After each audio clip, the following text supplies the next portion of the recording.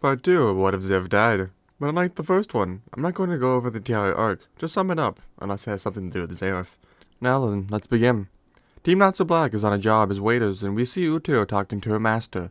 Due to the increased activity of dark guilds, the Barlam Alliance is drawn, and we learn of the three at the top, Arashi and Sace, Raventail, and Draconis. Makarov returns and states that a collision of light guilds is being made to wipe out Arashi and Sace. The collision members meet up, and everyone's surprised that Kate's shelter sent a young girl on a dangerous mission. The plan is stated, and everyone leaves. One of the Sace appears and beats Jura the Wizard Saint. The group encounters the Arashi and Sace and is quickly defeated, with Wendy being kidnapped. Kagura is poisoned, and the White Cat Carla explains that Wendy can heal her using Sky Dragon slaying magic. With a new goal, the group goes off. The magic Arashi and Sace is after is told, and the collision faces off against the Dark Guilds under Arashi and Sace. Jalal is revealed to be alive, but in a coma until Wendy heals him, stating that he helped her in the past.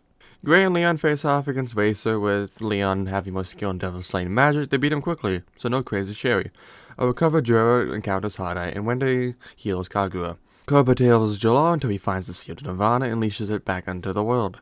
The sixth member of the Sace, Midnight, awakens and joins his comrades in battle. Hibiki explains the true nature of the Nirvana, being it can switch light into darkness, or the other way around. And that said thing happens to Hada, making him an ally to the Light Guilds. The Spirit Gemini impersonates Gray, and Angel reveals that she's the one who killed Karen Lyrica, Lucy's old master. Through the help of Hibiki, Lucy manages to beat Angel. Wendy recalls her path with Jalal, and Kagura meets with Jalal and learns that he has lost his memory. Koba questions Jalal, who then reveals that he hooked himself up to explore for Nirvana, till Brain comes and disables the spell and activates Nirvana. Natsu Black takes to the air and fights the poison dragon Slayer Koba, and Summer beats him with a really loud scream. Jura goes on and beats Brain, and Hada is beaten by Midnight. Jalal being weaker is beaten by Midnight, and Kagura goes on to slice through his illusions and defeats him, releasing Zero. Everyone goes to one of the cores, and Natsu Black faces off against Zero with his Dragon Force, due to the flame Jalal gives him. Nirvana is stopped, and the Magic Council takes away the Sace and Jalal. The collision goes to Kate's shelter, where Wendy learns that the entire guild is fake, and the Master is the one who created Nirvana. And with it gone, he can now rest. Wendy then proceeds to join Fairy Tail. The Endless arc is simple. After all, there's nothing with Zeref in it. We get introduced to Gildarts, the strongest member of Fairy Tail, and learn of his encounter with a dragon. Wendy meets her Jalal, who is mistaken, and the guild along with Magnolia disappears to the otherworld Endless. The events go the same, just with it being Kagura and Natsu Black. Mystigan would stay in Alice and become the new king, and Azalana returns to her true home. On to the Denver Island. Denver Island, the very arc we get our first glimpse of Zeref, and the very arc that'll be the first to change. Lizana returns to Fairy Tail, and Lily is introduced to the guild. The Magic Council once again decides to figure out how to disband Fairy Tail. At this point, we'd see a scene with Zeref, but he's not alive, so no Zeref, and instead, we see Mavis looking towards the sea.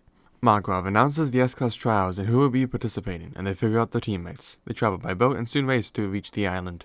Natsu Black chooses a route hoping to fight Kagura, but ends up meeting Gildarts. Lucy and Kana face off against Freed and Bixlow and make it past. Kagura defeats Juvia and Lizana, Wendy and Mess lose to Gray and Loki, and Livy and Gagio got the easy route.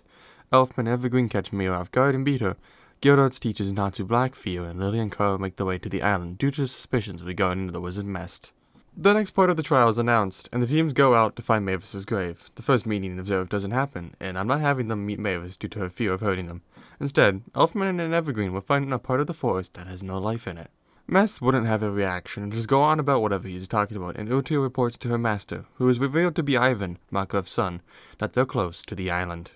The Levy and Gaju thing happened, with Gaju beating two Raventail members, but also getting really injured.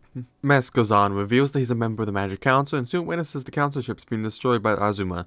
Wendy, Lily, and Mess attempt to fight Ozma, but are overwhelmed and lose. Magra faces the Raventail airship and threatens with Fairy Law, which is countered by Ivan's Fairy Law. His son was able to use it, so might as well have him able to. After they both step down, Makarov is hit by Ivan's Shikigami magic and reduced to his original size. The battle between light and dark begins. They both trade attacks, and soon learn how evenly matched they are, until Markov's body starts having an attack due to his age, which Ivan takes advantage of and defeats him. During the fight, Ivan would reveal that they're here to wipe out Fairy Tail's strongest and take the Fairy Glitter spell. Natsu Black, who's now with Wendy and the two Exceeds, face off against Zancro, the Fire God Slayer, who, due to not being able to eat divine flames, soon loses. Black recovers after being blown away and finds his defeat in Makarov and learns what happened. Zancro appears and attacks them, almost killing Natsu Black until he emptied his magic and allowed himself to eat God Slayer's fire. With his new flames, Black beats Zancro. The fairies struggle to win against their opponents, with Miro being taken out by Azuma, and Elfman and Evergreen are beaten by Rusty Rose. Ultir is seen searching for Mavis's grave until she runs into Mavis herself, which she begins to attack Mavis, believing that she would be better than Fairy Glitter. Mavis counters Ultir's spells with her illusions, but is still overwhelmed by the arc of time. Ultir would then go to collect Mavis, but soon witnesses Mavis's body disappear, revealing that she herself was an illusion. Natsu Black catches Ultir's scent and rushes to find her. Master is having second thoughts about whether to inform the council, and Loki manages to free Capricorn from the human possessing him.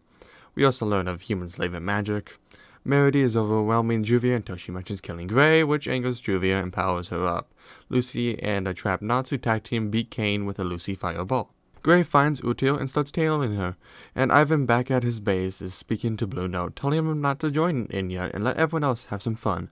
Juvia continues to fight Meredy until she stops her from killing herself and tells Meredy to live for the one she loves. Gray and Ultir have a discussion. Natsu Black's group is attacked by Blue Note, and Connor finds Mavis's grave and gains the Fairy Glitter spell. Connor attempts to use the spell against Blue Note, but fails and is saved by Gildarts. Freed and Bixlow help defend the camp, and Kagura manages to beat Azuma and restore Fairy to his connection to magic. Gray fights and soon beats Ultir and convinces her that her mother truly loved her, and she turns good. Ura was never frozen due to the ice shell, so we don't get that moment with her and her daughter. Juvia and Meredy are still nearby and happy that things are resolved. Gray then heads towards Raventail's ship. Zanchrome, who's walking around, finds Mavis's grave and sees a young girl talking to an old-looking man with a staff and a cape.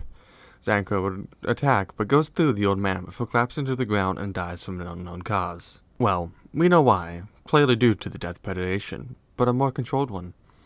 The old man is revealed to be Pretch, and the only reason he's alive is because he's the thought protection. And the young girl is Mavis. Pretch leaves and Mavis utters the words Acnologia, which a nearby Mest overhears and flees to the ships, and reports to Lahar, who orders all to evacuate. Team Natsu Black fights Ivan, who takes more damage than Hades did, since Ivan would be weaker. The group would still be overwhelmed by the Shikigami magic, and before Natsu Black is finished off, lightning strikes, revealing Loxus. The battle between father and son shall begin. As this variation of Ivan is stronger than the original, we're going to say that after fighting for a bit, Loxus is forced to his knees due to Ivan casting a powerful spell from his Shikigami magic. Said spell won't have a name. Loxus would then transfer his magic power into Natsu Black, creating the Lightning Flame Dragon, or Lightning Fire Dragon. Natsu Black manages to fight against Ivan, and during his fight, XE Squad finds the core of the ship, a giant beating heart, and will then try to figure out how to stop it. Ivan is soon knocked down, but he gets back up, fully recovers through his connection to Devil's Heart, and uses a spell that summons Shikigami. Ivan's spell would stop halfway through the cause that his heart was destroyed, and Tenmo Tree is restored, granting them one last attack, defeating Ivan once and for all. Markgraf would then have final words with his son before leaving. Raventail flees the island on their semi-repaired ship, but learns that they have a trespasser, former guild master Fairytale, Pretch. Pretch goes on to state his disappointment in Ivan, about how far he's fallen, and of the thing he and his guild summoned through their evil thoughts. Before Ivan and his remaining 7 kin's eyes is a giant magic circle. Pretch then cast Amaterasu Formula 200. Yep, they're dead. Pretch would then go on to watch Aknogu's arrival.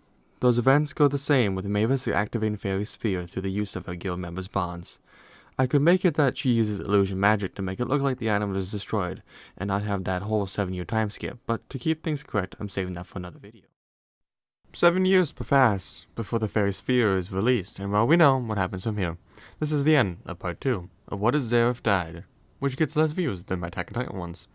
Though that does make sense, because Attack on Titan is more popular than Fairytale, and leaving things here.